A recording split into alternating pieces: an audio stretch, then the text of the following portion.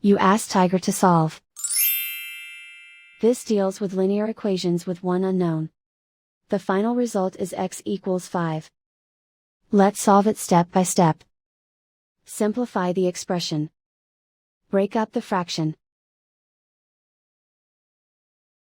Find the greatest common factor of the numerator and denominator. Factor out and cancel the greatest common factor. Group all constants on the right side of the equation. Subtract 2 from both sides. Simplify the arithmetic.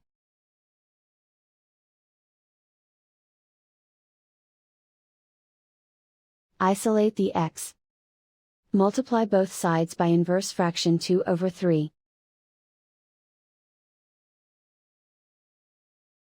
Group like terms. Multiply the coefficients.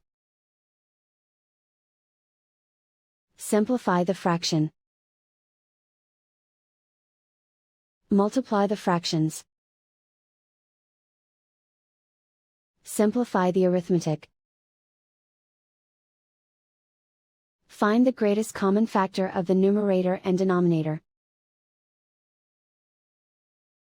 Factor out and cancel the greatest common factor.